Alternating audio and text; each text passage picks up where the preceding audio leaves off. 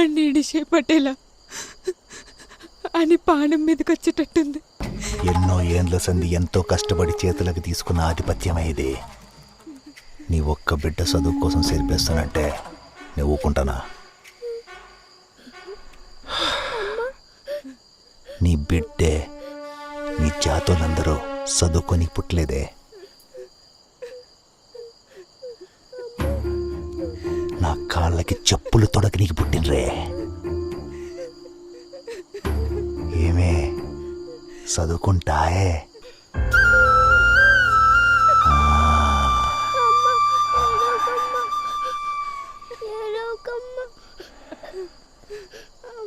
ఇది పటేలా నువ్వు దీనంతున్నప్పుడే నువ్వేందో చూసినా. నీ గురించి అందరికన్నా ఎక్కువ నాకే తెలుసు.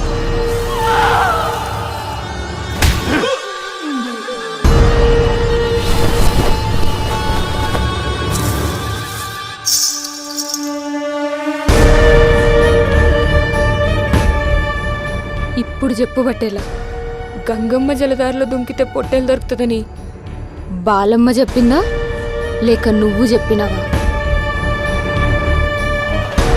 నువ్వే ఆడయ్యని పిడిగుద్దులు గుద్ది చంపినావని నేను ఇంకా ఆడికి చెప్పలే పట్టేలా. ఎందుకో తెలుసా? ఓసారి నా జోలికొచ్చిందని భీముణ్ణి కడియం తీసి గీడగొట్టిండు. వారం రోజులు లెవ్వలేదు ఇంకాడు. అట్లాంటిది నువ్వే ఆడయ్యని చంపినావని తెలిసిందనుకో, నిన్నేం చేస్తాడో నువ్వే ఊహించుకో పటేలా. భయపడుతున్నావు కదా పటేలా?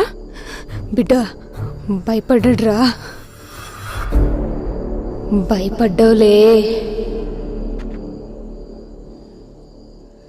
నాన్న నాన్న అమ్మ ఏమైంది?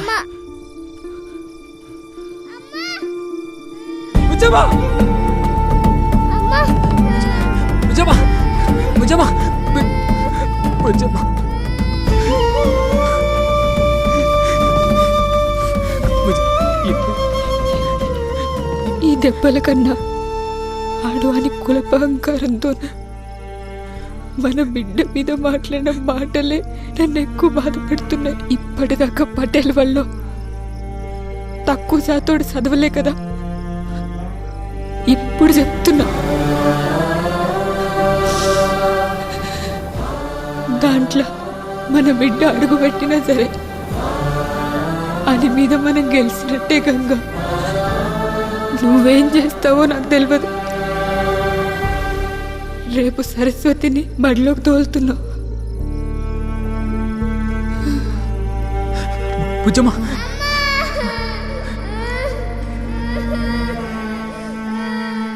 మాట ఇస్తున్నా బుజ్జమ్మ, ఎవ్వడటం వచ్చినా సరే రేపు మన బిడ్డని పటేల బల్లకు తోలుతున్నా. కొట్టిస్తున్నా తండోరా.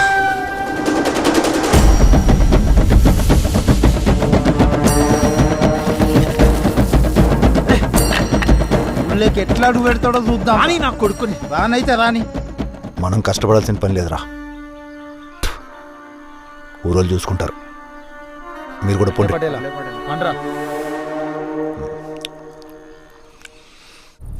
ఎర్ర జెండా కడితే తిరుగుబాటు అని మా నాన్న చెప్పిండు.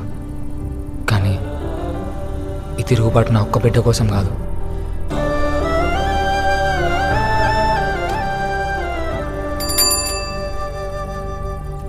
భయమైతుండే. గొర్రెలు కానీ తీసుకుపోతే భయపడాలి, కానీ బడికి పోయి చదువుకోనికి భయం ఎందుకే? ఏం కాదు, ఎక్కువ.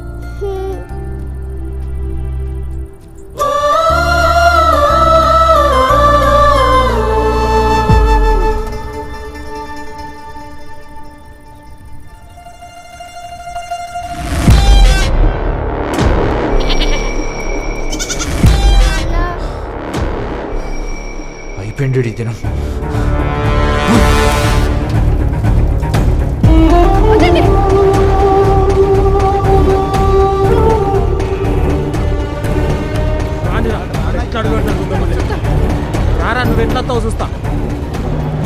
ఊర్లందరి కోపం వెళ్ళేసినాక మేము ఊర్లోకి వస్తున్నందుకు కాదు, వాళ్ళెంతో నమ్మకంగా పూజిస్తున్న బాలమ్మ ఆజ్ఞని ఎదిరిస్తున్నందుకు.